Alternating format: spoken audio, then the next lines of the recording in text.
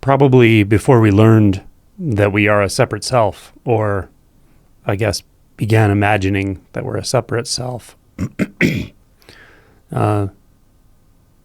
we had a tendency. It's a tendency to pull back from experience.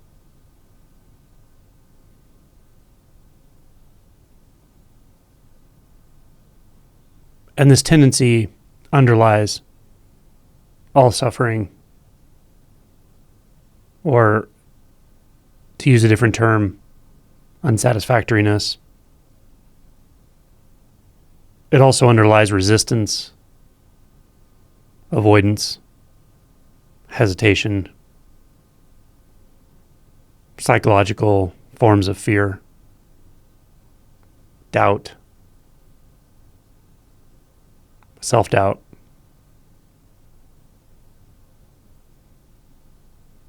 And then even more complex psychological neuroses like self-sabotage or self-hatred.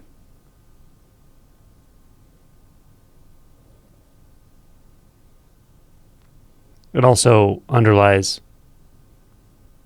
manipulative tendencies, manipulating others to see us a certain way, manipulating our own persona, how we present ourselves to the world. It underlies enmeshment. Enmeshment meaning entanglement of our own self-illusion with the self-illusion of others around us. Entanglement with our belief in volition as an aspect of separate self with that same illusion in others. But the fundamental movement I'm talking about of avoidance or resistance is very simple. It's really just a sense of pulling back, a sense of holding back, a sense of stepping back, recoiling. So it can be helpful to feel into this, to find it in your experience.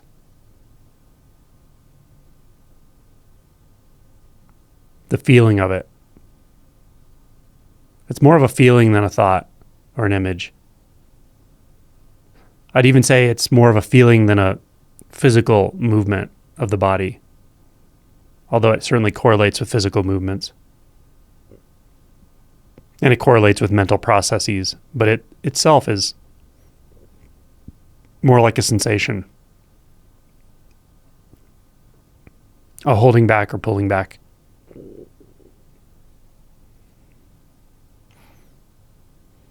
And an effect of that, I might say intrinsic to it, but it may just be more like an effect of it, is that it sends our psyche the message that there's something we need to pull back from, or there's some experience we need to mitigate. That takes the form of beliefs like this is too much, this is too big, it's overwhelming.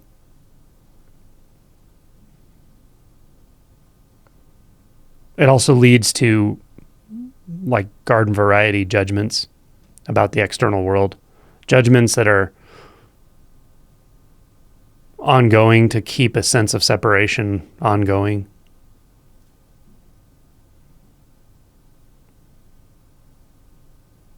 Judgments can be heavy and they can have a lot of implications, but probably the most insidious aspect of judgments, unnecessary judgments and so forth, is that they constantly backward extrapolate a sense of self apart or isolation or not one, not connected, dissociated.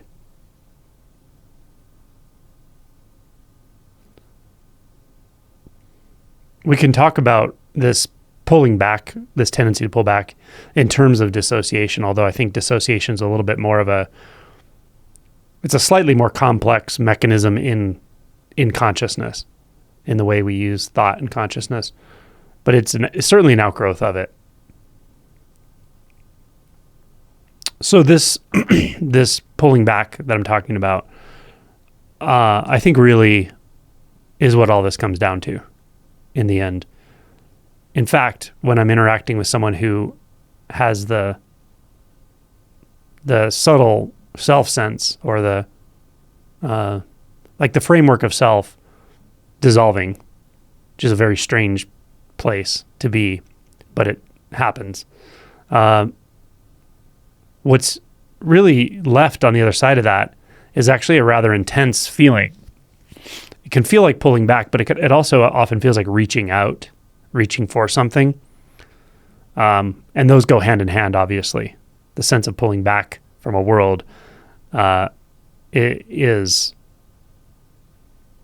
going to have an effect that's going to make you want to reach out to that world at some point, right? Or one aspect of that world. So this pulling back and reaching out go hand in hand. But when that framework of self collapses or starts to collapse, it feels like a scramble sometimes, like you are trying to find stability when you can see now that there's no stability in the way you thought there was before. Or you're trying to find stability is not maybe the right word, because there is a sort of stability beyond the self for sure, but it's a much more fluid stability. It's like stabilizing in a kind of non-abiding, stabilizing in non-fixation. That's probably the better way to say it. So what's happening is when we realize non-fixation viscerally, that self-structure that's always trying to fixate is not there anymore, then we will try to fixate. We'll try to tether ourselves somehow to something. And all we're really trying to tether ourselves to is a thought or a belief, but it doesn't seem like that. It seems like we're actually grabbing for something real. So it can be a kind of intense struggle at first as we acclimatize to that world that is beyond the illusion of self.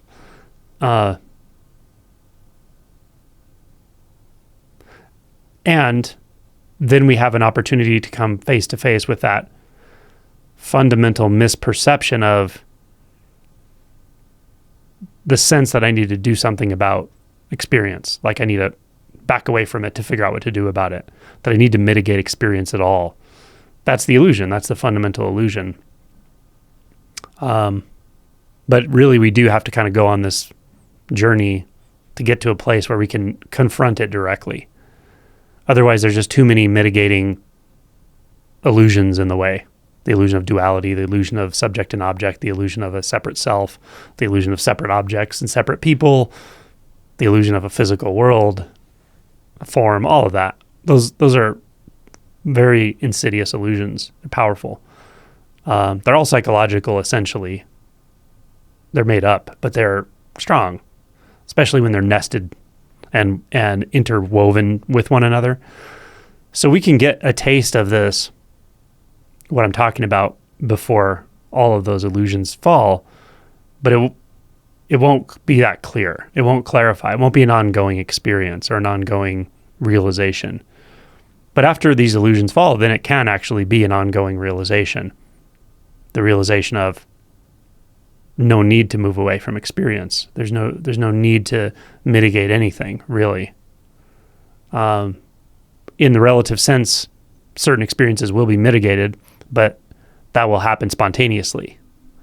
But there's no need as a self, as a separate one, to do something about the experience that I'm having right now, whether it's an intense emotion or sensations or confusion or a thought form or anything. So a simple way of talking about this is how I put it in the guided meditation this morning. And that is to say that ultimately what we're going to do is we're going to reverse the tendency to pull away from experience, and we're going to kind of orient toward it.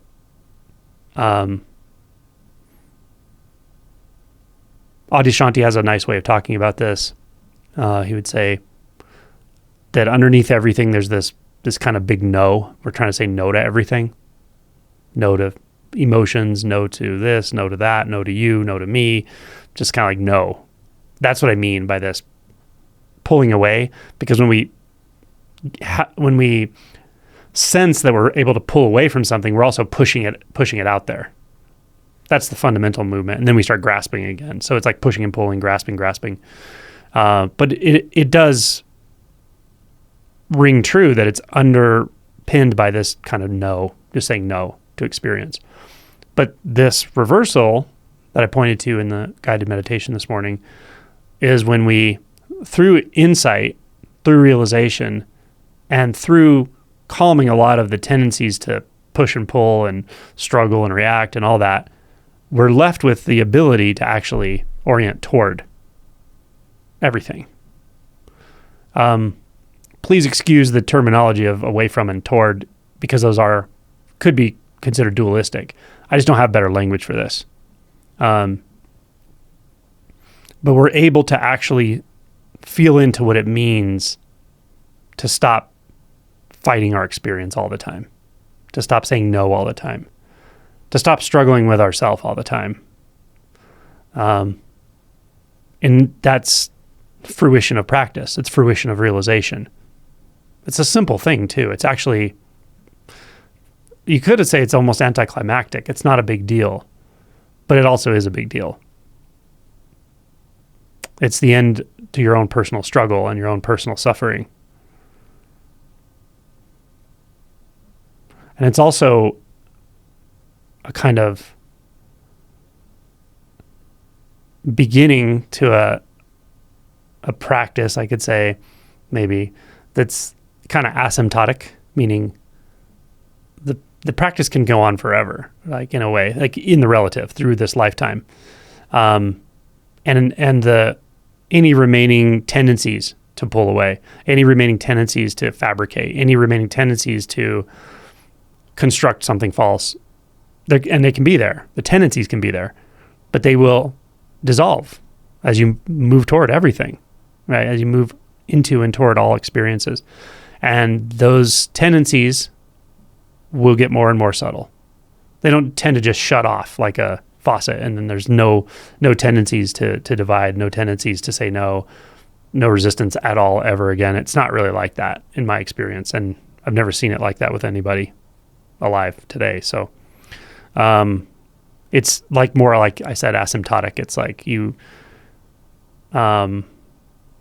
will move spontaneously with this, by the way. This is I said practice, but it's a practice of spontaneity. It's a practice of living and inhabiting what's been realized and noticing that the clarity is in spontaneity now.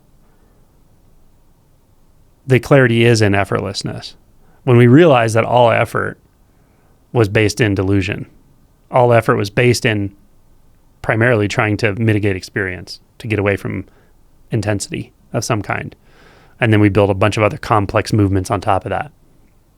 But all of that can be seen to be an illusion.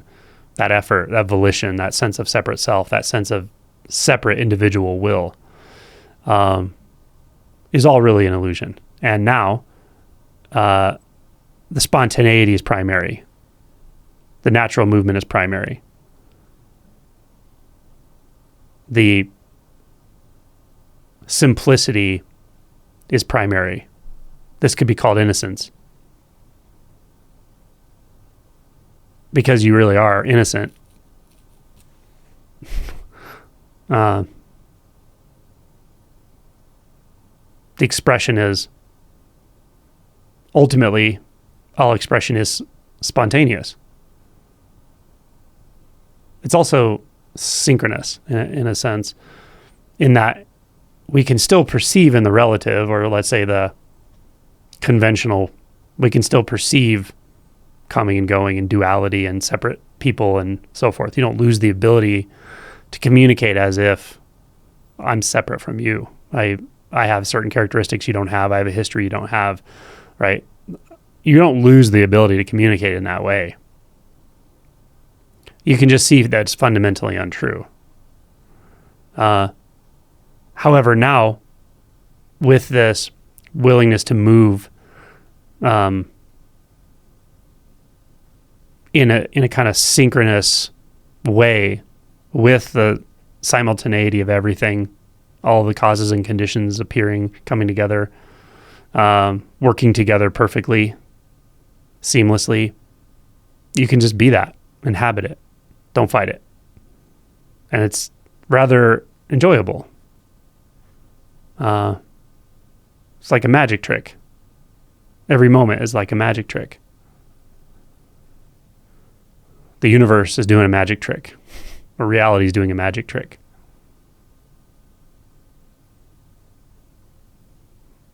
And all you have to do is just be a little alert enough to notice when there's some resistance to that.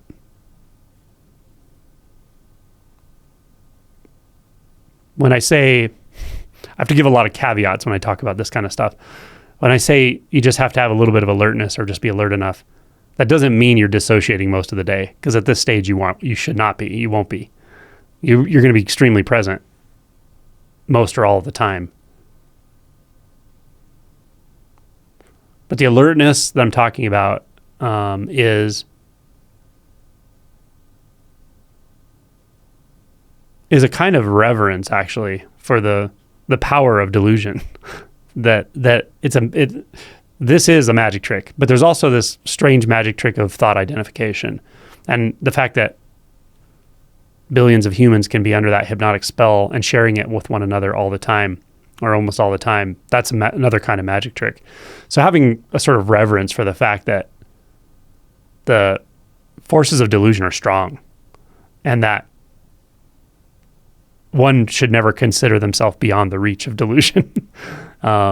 That's what I mean by having that alertness to anything that could be contracting, moving away from, struggling with what is, resistance patterns that could emerge at any time, and just being sort of wildly open and willing to experience that if it does show its head, rear its head, whatever, show its face.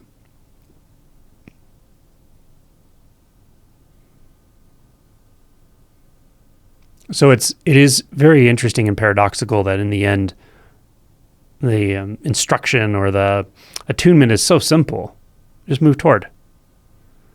Move toward. And that can be practiced at any stage of this. If you say you have had an awakening, and then you have a honeymoon period, and then the intensity starts coming, most of the time your instinct is to move toward by then. You just know, like, yeah, it is shadow work. I have to do it. And as I've said many times, the one thing I really don't recommend at that point is fighting the process.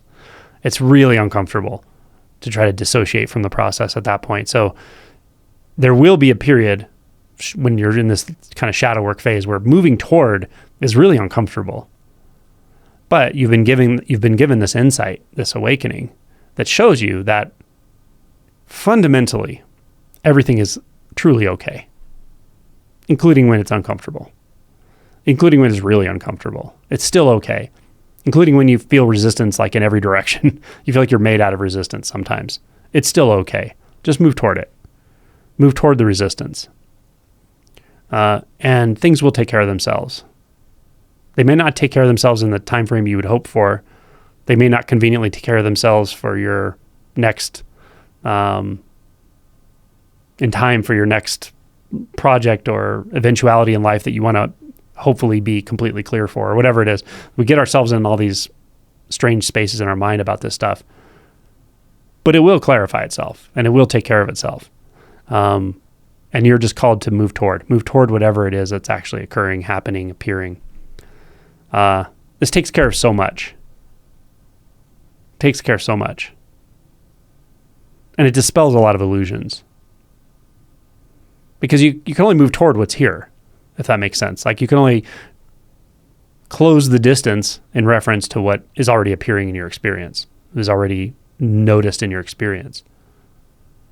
I don't mean move toward a mental image of something in the future, obviously. If that's appearing, if something is appearing in thought, I do mean move toward thought. You can move toward the experience of the thinking. You can move toward the experience of being the thinker. You can move toward the experience of knowing, of knowingness. And that's only appearing right now.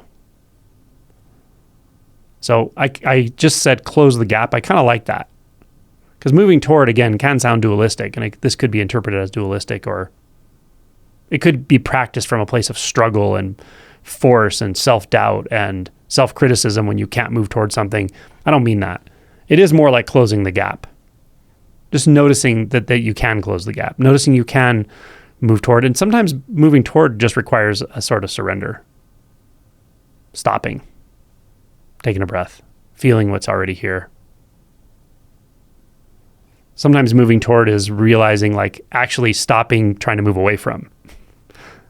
That, oh man, I've been trying to move away from this feeling of grief in every way I can, and I can just stop doing that. And the moving toward is spontaneous then, right? Closing the gap. So we can close this gap sometimes through effort, sometimes through effortlessness, but over time it will become more and more and more effortless. The answer becomes more and more what you don't do, or what you stop, or what you let settle. There's also a component of curiosity to this. Being curious about something will often help close that gap. Genuinely curious. For instance, if there's resistance appearing in your experience, if you're suddenly noticing, man, I just feel a lot of resistance to life, or I'm feeling a lot of resistance to a certain emotion, whatever it is, you just notice that there's a lot of resistance. And again, often you don't even know what it's to. You just feel the resistance, right? Be curious about that. What does resistance actually feel like right now? I'm given an opportunity to feel what resistance actually feels like in real time. And just know that any of this that I talk about as far as investigating, feeling, noticing, becoming curious, none of it I'm really talking about taking notes. You don't need to understand this. None of this is about understanding, which is important because many of us have a coping mechanism of understanding, which actually is making a little distance. So when I say become curious about the resistance, I just mean feel it, feel it with a kind of curious heart. An example I could give is maybe you're standing by a stream and you're wondering, like, what does it feel like to be inside that stream? Well, you could think about that. You could think about what it's like, or you could imagine what it's like, or you can just step in the stream and let it carry you. With resistance, it's something like that. It's like really feeling into the stream of the experience. How is that moving? How does that feel?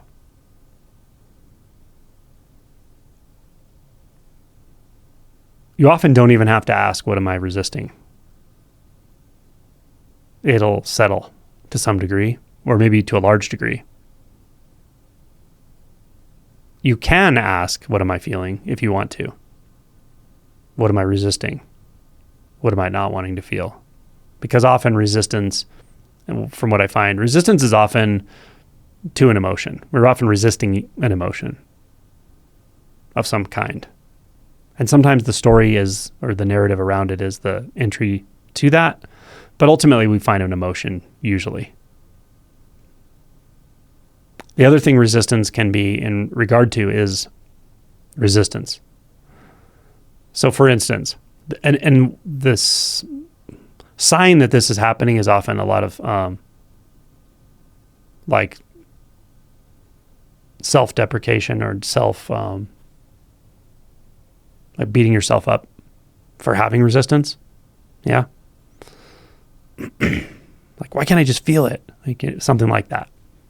So just notice that there's a layer of resistance, maybe even in regard to the resistance. And just starting there. What does it feel like to resist resistance? It's kind of like pure resistance in a way. And what does it feel like? You can even map it in your body a bit. Like, where do I feel it? Do I feel it in my chest, my gut, my throat? Maybe you feel it in different places, right?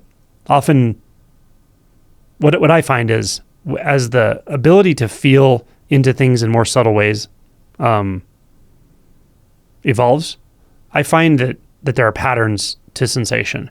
So you may feel something primarily in your chest, but you may also feel it like up the sides of your neck, or on your tongue, or in your face, or who knows, in your hands, your feet.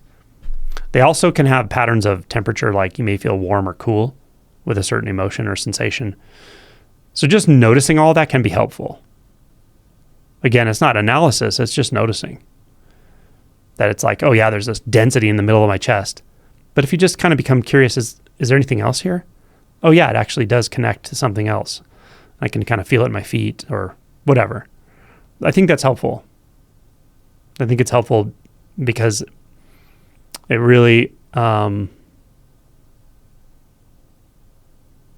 bridges the gap to this kind of synchronicity I'm talking about.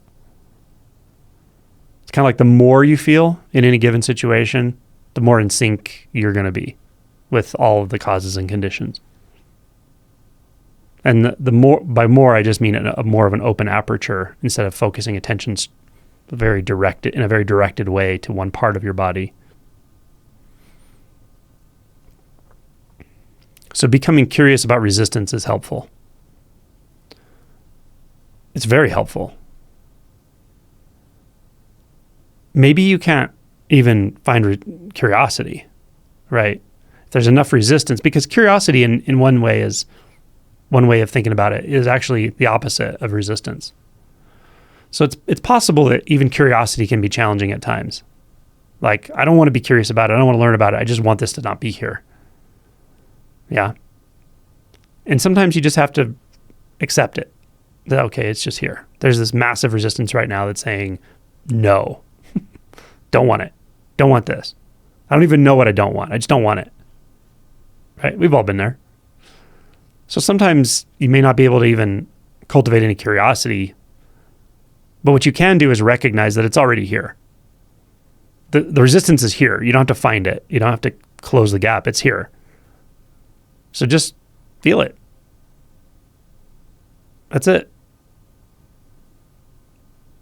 If you feel stuck, feel stuck. If you feel squirmy, feel squirmy.